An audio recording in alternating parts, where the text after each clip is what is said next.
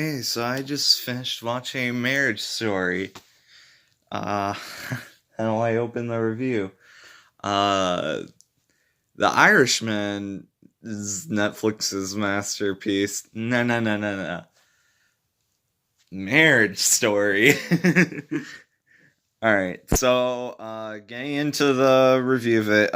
So I know like the critics were like both the movies were like extremely highly rated, and while I wouldn't rate either of them quite as high, I still get why both of them were.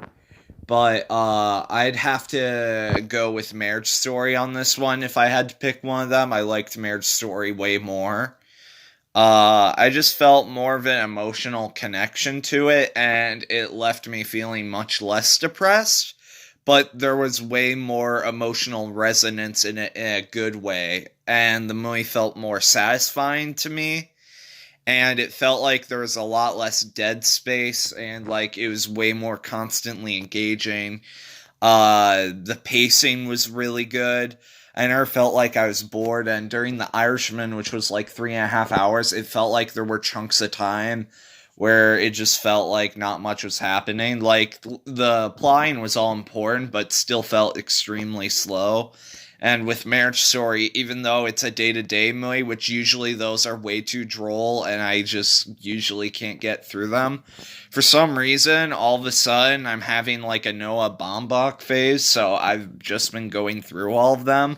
And for some reason, now it's like starting to click for me, and these movies are really starting to work for me. Like Mirrorwitz Story, I originally couldn't finish back when it came out because I just could not watch day to day movies because they were too boring for me, which I still get right now.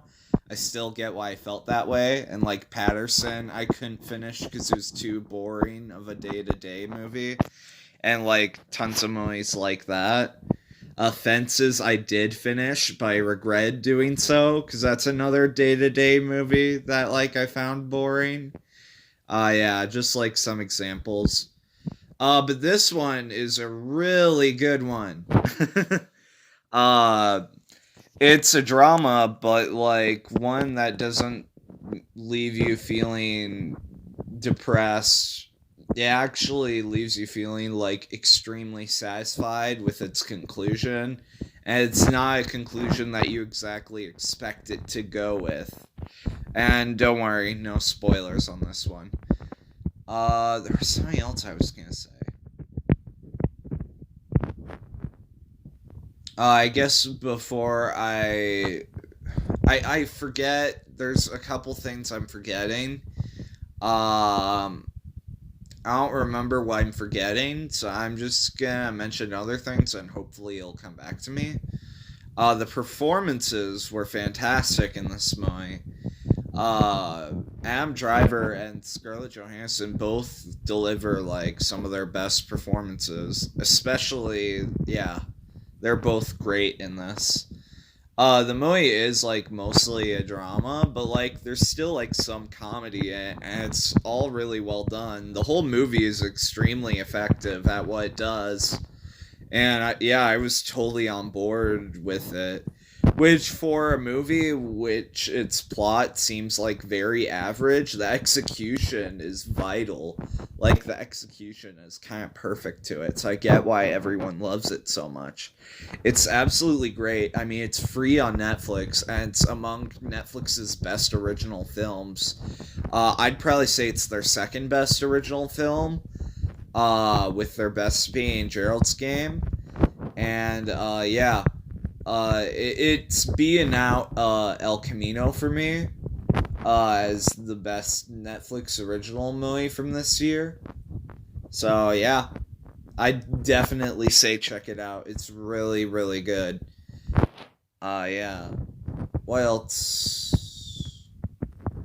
I was expecting a little bit more from like I thought I heard that there's this one other scene from Scarlett Johansson.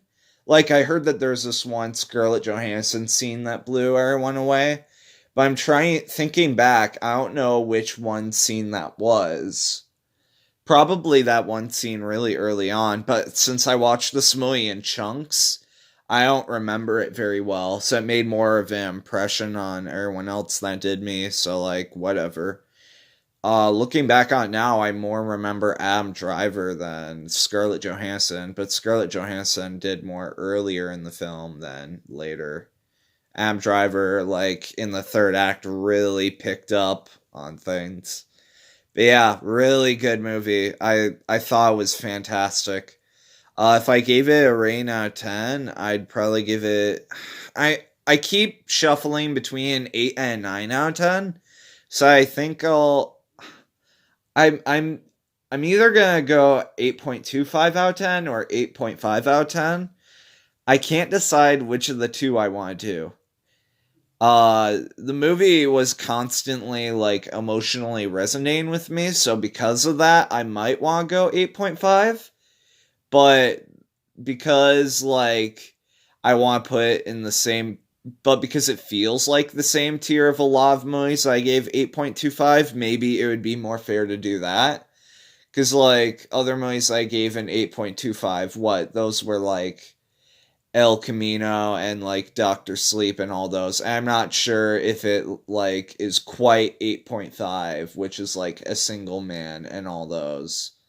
So like I don't know, it's kind of like in between the two, but I don't want to go that specific in the decimal points, you know? But it's like in between the two.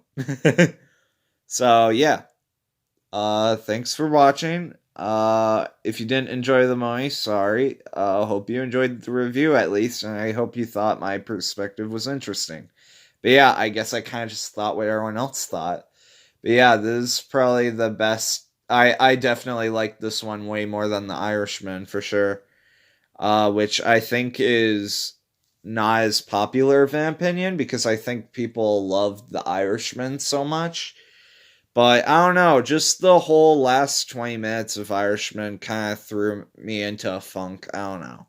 But this is not a review of The Irishman. This one actually had, like I said, a satisfying ending. Yeah.